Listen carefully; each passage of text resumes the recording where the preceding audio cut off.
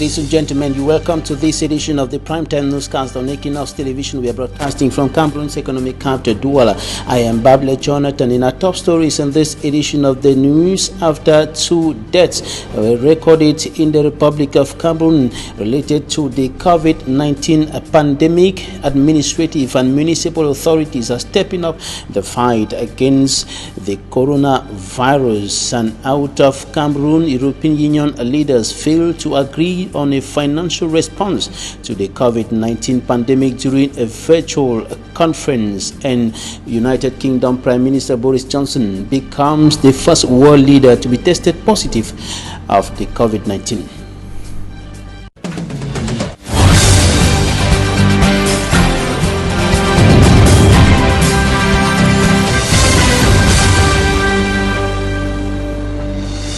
24,373 is the total number of persons killed by coronavirus globally, and the global pandemic has taken an upsurge. For me, Armstrong Sander reports.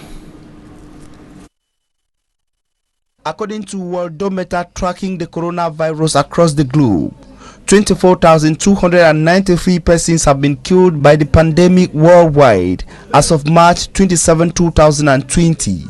Out of the 24,293 persons killed, Italy alone recorded 8,215 dead, second by Spain with 4,365, and then China with 3,292 deaths. Globally, the United States of America is leading the number of infected cases with 85,612 cases confirmed. China on spot number 2 with 81,340 confirmed cases of COVID-19, and Italy, which has the highest number of deaths, has recorded 80,585 persons confirmed positive of COVID-19. The United States of America in the recent 24 hours has surprisingly recorded an upsurge in the number of confirmed cases, while Iran within the same period has recorded the most drastic increase in the number of deaths. In Africa, the most affected countries are South Africa, Egypt and Algeria. South Africa is topping with the highest number of infected cases, standing at 927, second by Egypt with 495, and then Algeria with 367 cases confirmed of COVID-19. With regards to the number of deaths, Algeria is topping with 25 cases, Egypt on spot number 2 with 24 cases, and Morocco with 11 deaths. With over 600 persons killed across Africa, some countries within the continent are maximizing efforts to curb the spread of COVID-19. Ethiopia has announced it will free over 4,000 inmates from the country's overcrowded prisons as part of effort to curb the spread of COVID-19. On Wednesday, the United Nations High Commissioner for Human Rights, Michelle Bachelet, said countries must protect people in detention from COVID-19. To Michelle Bachelet, COVID-19 has begun to strike prisons, jails and immigration detention centers where the population is extremely vulnerable. And political leaders in the Republic of Cameroon, including the national president of the Reform Political Party, Senior Barrister Ashu Emmanuel Agbo, are calling on the Cameroon government to free all the inmates detained in the Kondengi Maximum Security Prison in Yaoundé, in the New Bell or Douala Central Prison, and all other incarceration centers across the country, especially the cities that have been affected or that have recorded confirmed cases of the COVID-19, including Yaoundé, Douala and Bafoussam, in order to prevent a catastrophic situation that could arise from a single case of COVID-19 in one of those detention centers. And United Kingdom Prime Minister Boris Johnson becomes the first world leader to be tested positive for the coronavirus. He made the announcement via social media, and Boris Johnson said that he's going into self-isolation, but he will continue with his government duties. Got to your news. Developed mild symptoms of the coronavirus, that's to say a temperature and a persistent cough, and on the advice of the chief medical officer I've taken a test that has come out positive, so I am working from home, I'm self-isolating, and that's entirely the right thing to do, but be in no doubt that I can continue, thanks to the wizardry of modern technology, to communicate with all my top team to lead the national fight back against coronavirus. And I want to thank everybody who's involved. I want to thank, of course, above all, our amazing NHS staff. It was very moving last night to join in that national clap for the NHS. But it's not just the NHS, it's our police, our social care workers, teachers, everybody who works in schools, the DWP staff, an amazing national effort by the public services, but also by every member of the British public who's volunteering. Incredible response. 600,000 people have volunteered to take part in a great national effort to protect people from the consequences of coronavirus. I want to thank you. I want to thank everybody who's working to keep our country going through this epidemic. And we will get through it. And the way we're going to get through it is, of course, by applying the measures that you'll have heard so much about. And the more effectively we all comply with those measures, the faster our country will come through this epidemic and the faster we'll bounce back. So thank you to everybody who's doing what I'm doing, working from home to stop the spread of the virus from household to household. That's the way we're going to win. We're going to beat it, and we're going to beat it together. Stay at home, protect the NHS, and save lives. United Kingdom Prime Minister Boris Johnson urging people around the world, especially in countries affected by the COVID-19 pandemic, to stay home and protect themselves and stay safe from the COVID-19, and of course to enable the countries to fight and contain the coronavirus. While the number of cases recorded in European countries are increasing, hundreds of cases, confirmed cases and deaths being recorded in European countries, leaders of the European continent have failed to agree on a common financial response to the global health problem, and the EU leaders kicked down the road and demanded the European group to find solutions within the next 2 weeks. Euronews. The now weekly video conference of EU leaders. And while they're talking from a distance, their positions on how to fight the expected recession from the coronavirus outbreak also remain far apart. There has been the tasking of the Eurogroup, and within the conclusions it's very clear how the task has been designed, and I think it was a time frame of 2 weeks in which the Eurogroup has to come back then with proposals. The European Parliament President has thrown his weight behind the idea of governments issuing so-called corona bonds, essentially governments clubbing together to take on debt collectively. But while doctors across Europe are fighting the virus on the ground, the EU's frugal countries like Germany, Austria, Finland and the Netherlands are reluctant to link their financial recovery through the corona bonds. 9 countries, including the worst hit by the virus, Italy and Spain, had written to Brussels to request the measures. We need a recovery strategy, and we need to use all the possible tools. And it means that the European budget is one of the possible tools, but I think that the single market and the improvement of the single market is also one of the possible tools we can use. EU unity has proven hard to come by in the time of the coronavirus. Jack Parrick, Euronews, Brussels. Several markets within the Douala 2 municipality remained closed today. It is an instruction from the mayor of that municipality, Denis Fampu, intended to help in the fight against the spread of coronavirus within her municipality. The rest of Cameroon's economic capital and the nation at large and some business persons applauded the initiative taken by Mayor Denis Fampu. Innocent as a report.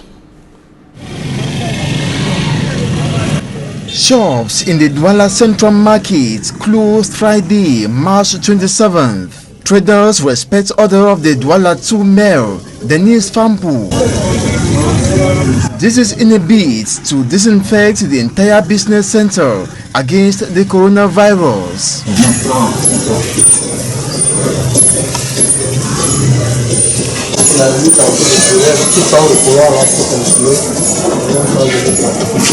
C'est normal. They are all sanitation agents from the Douala 2 municipality. En ce qui concerne particulièrement le marché central, nous avons... This special disinfection exercise is conducted in all markets in the municipality after agreement with the market authorities. In the Douala Central Market, they began by collecting dirt in and around, followed by serious disinfection of all the corridors with chemicals. De tous les couloirs du marché, avec une solution chlorée à 0,5%. Quand on ne le fait pas comme ça, nous tous on peut mourir. Et c'est bon, ça me plaît. Some sellers and buyers happily embraced the initiative. C'est bien comme ça pour notre santé. Business premises at Ancienne Gare Routier, the Nkululun Market, Ancienne Gare Routier New Bell, Congo Market, Kambeto, and Marché Jolie were also closed, with the sanitation personnel carrying out similar clean-up and disinfection assignment. Business persons here as well appraised the measure to avoid spread of the COVID-19. That is normal thing. It's normal because this sickness is very dangerous. You can contact it through each other. So what government is doing is very nice. Ça me dérange pas. C'est très bien fait. Toutes les mesures d'hygiène telles que édictées par le gouvernement de la République est indispensable pour... These Douala 2 Council agents also sensitize and inform traders the coronavirus is real and needs to be eradicated collectively through positive actions like respect of hygiene rules and other measures prescribed by the government. Si on la permet d'entrer, c'est la catastrophe pour tout le monde.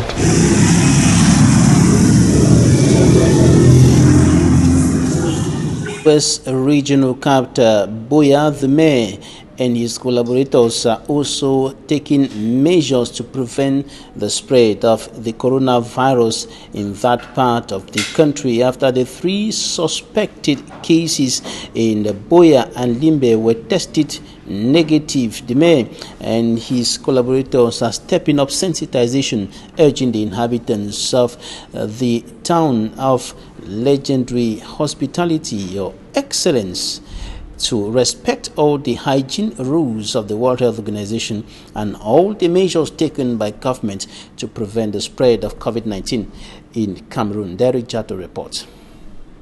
This is the crisis meeting. Time for action is now. And how to move into action. Buya Council has more than one crisis on its table. Though the battle against coronavirus is top on the chart, but there is also an environmental disaster that this sloppy subdivision need to tackle as a matter of urgency or be ready for the worst. 1. The present situation that we all know, that's to talk of the coronavirus. 2. We all witnessed what happened in Boya the other day after the heavy downpour that led to flood. We'll be looking at the unfortunate comeback of motorbikes in Boya. Mayor David Mafani Namange, Mayor of the Boya Council, in a brief yet decisive meeting with his service head at the conference hall of the Boya Council, revealed the plan of action for the day. And we set the ball rolling because from here we are moving to the field. We start destroying property. Any person who is building where he or she is not supposed to, the safety of the community comes before any other thing. And we are agents of the state who must help the government in implementing. And his first stop point was at the Great Supermarket. The market does not have a toilet again because they have turned it into a shop and a parking stop. This is the toilet. The market hasn't a toilet. That was not all. Traders are constructing even on the passages here in this market, and this was the Buea Council's best way to stop them.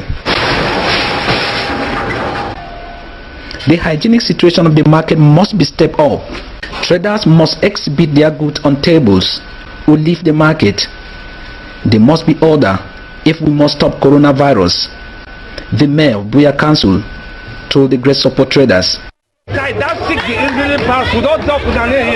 And their response was positive. The market is too tight, too crowded.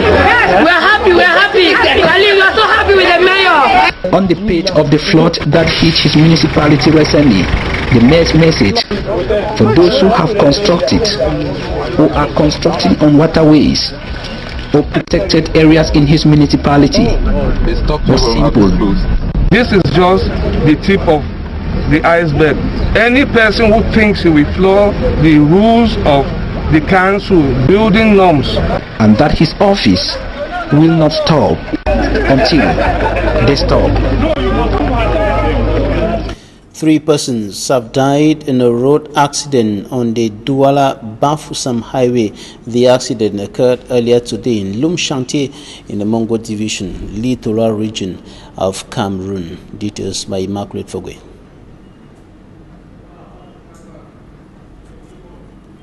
We're not going to have that report in this newscast. Coming up next, Talking Point.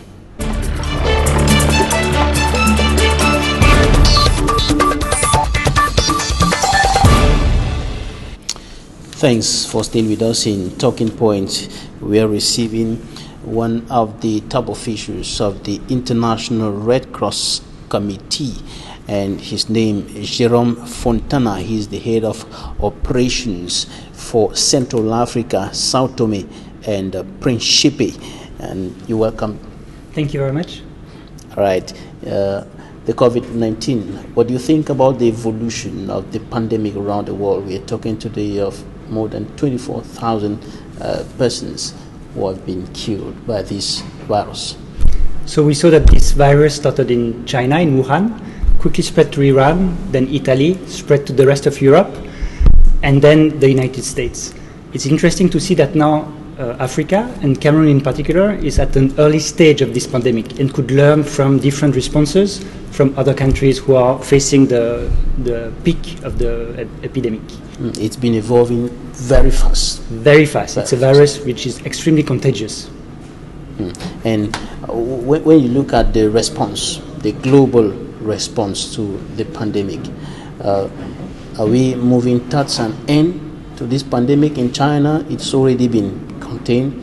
The virus has already been practically defeated, but it is still progressing in other parts of the world, in Europe, in the United States, and in Africa, where the number of confirmed cases and deaths keep on increasing. In Europe, for example, there are hundreds of cases that have been recorded daily, hundreds of deaths. Yeah, it's a major concern to see the expansion, the spread of this virus at a very high speed. And I think for us, the main lessons we learned from that is the importance of prevention. Having prevention campaign, especially in Cameroon, to try to decrease or prevent the propagation of the virus in Cameroon. The fight against the virus at the level of Africa, many countries have taken different measures. Some have shut down the countries complete lockdown in some of the countries, some partial lockdown.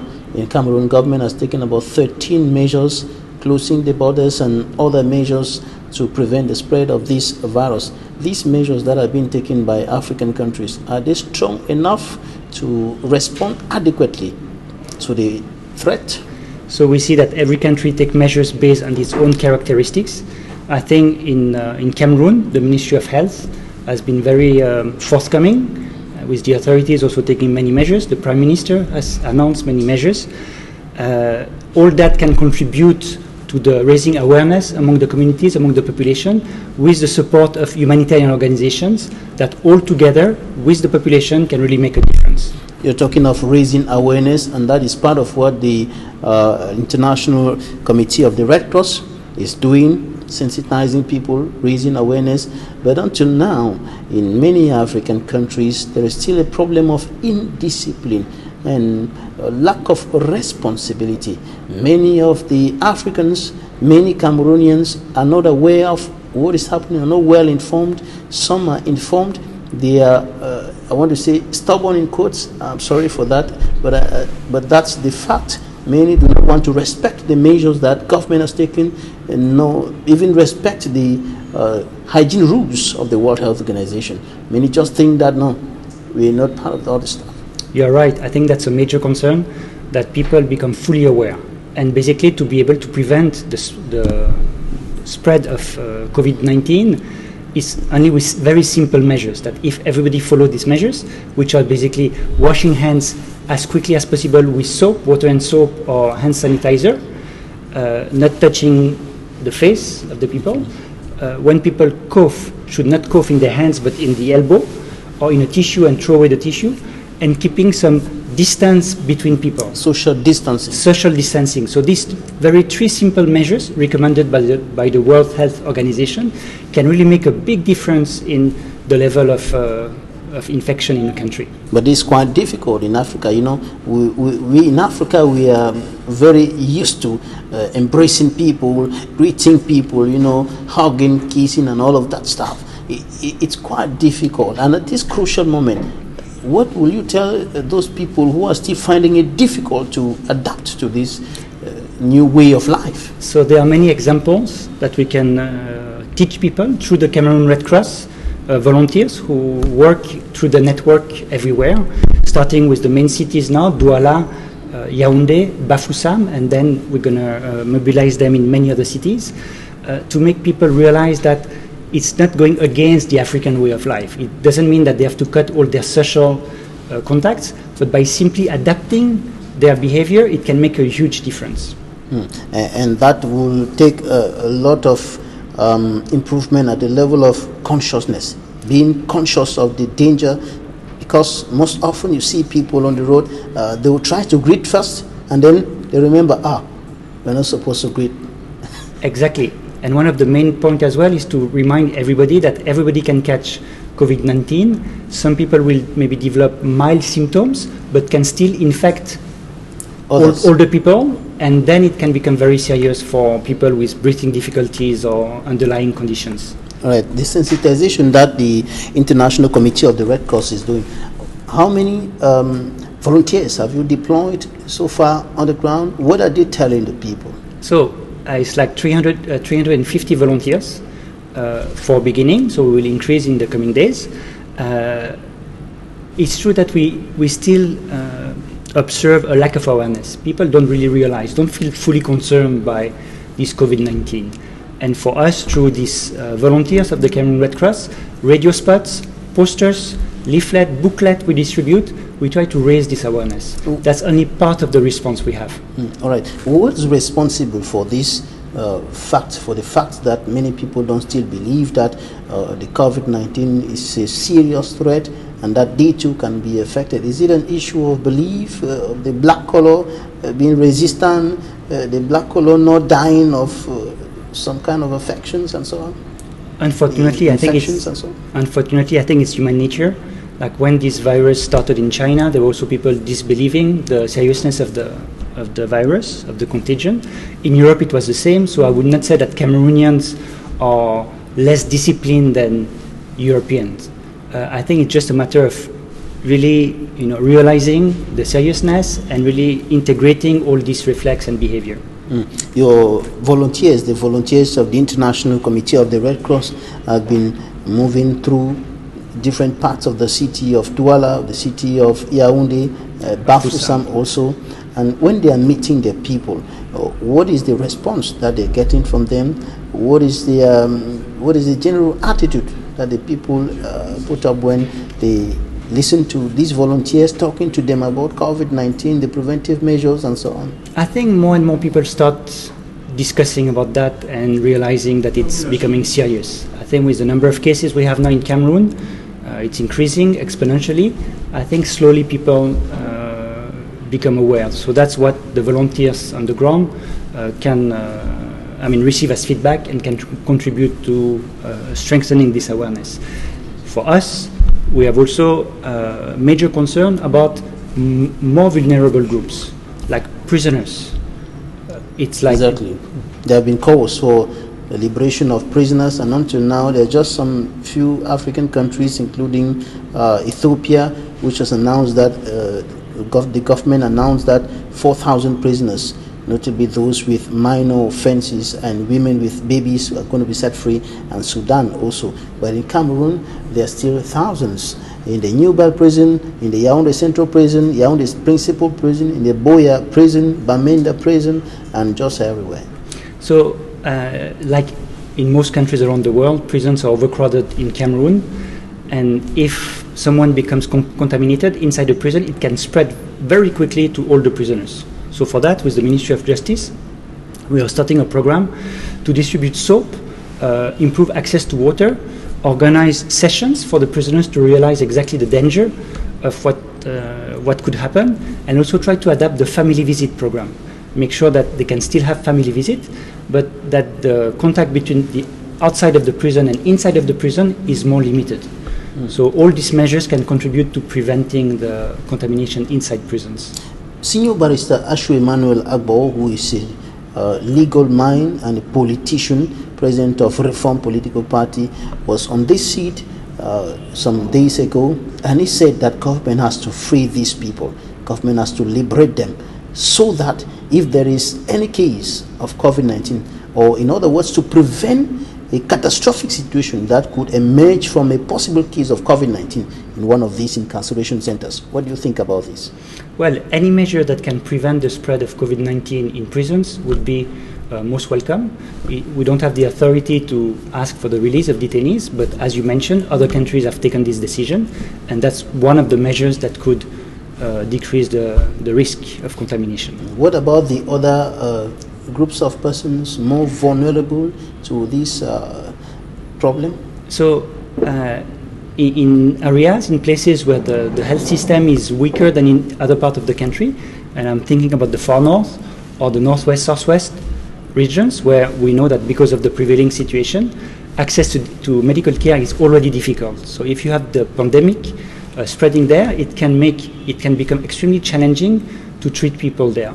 So there are many parts of those, the two Anglophone regions of the country in particular, where there are no health facilities as of now. Some of the health centers that were existing there have been transformed into military camps because of the crisis and so on.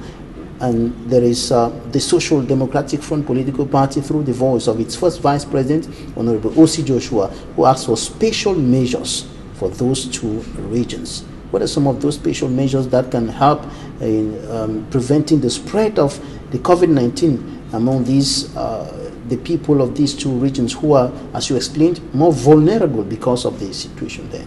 The access to people is very important, and in the current situation, for humanitarian organizations to be able to have a safe access to all communities is a major challenge.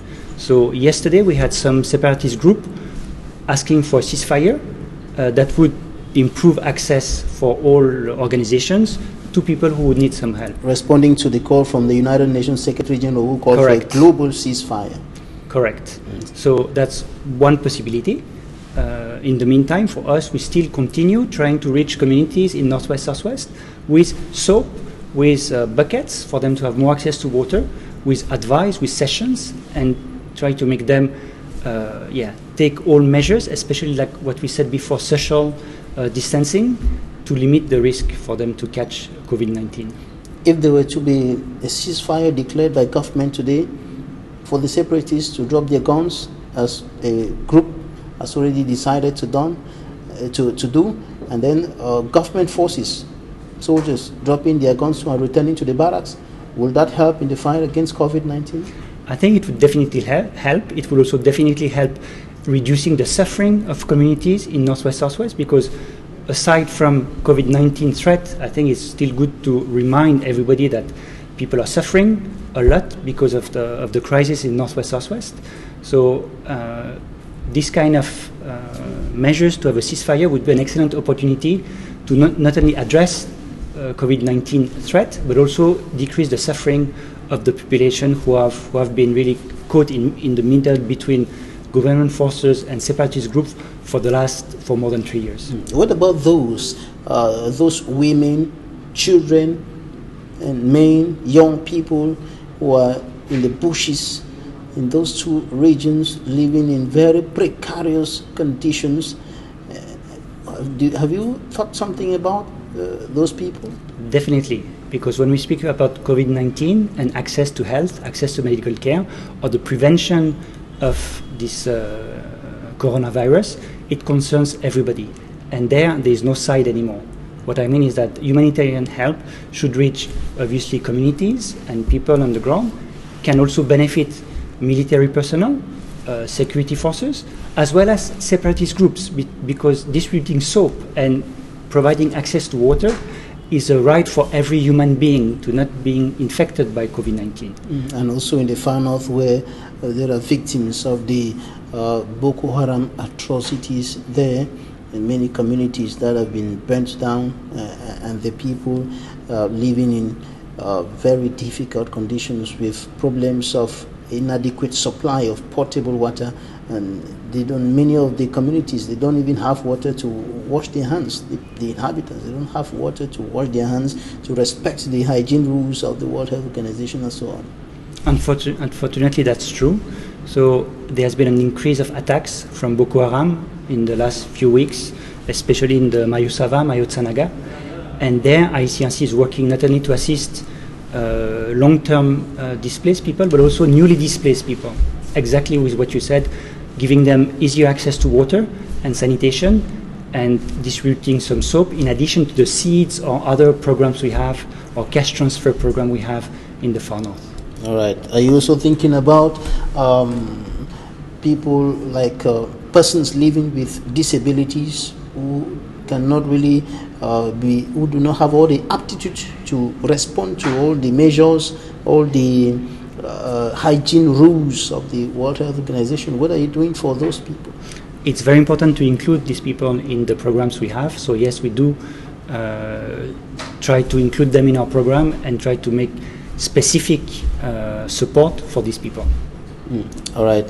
And the COVID-19 pandemic has brought untold trouble in the Republic of Cameroon and in other parts of the country, and even to business people and so on. And there are measures that have been taken to mitigate the damage, to mitigate the impact.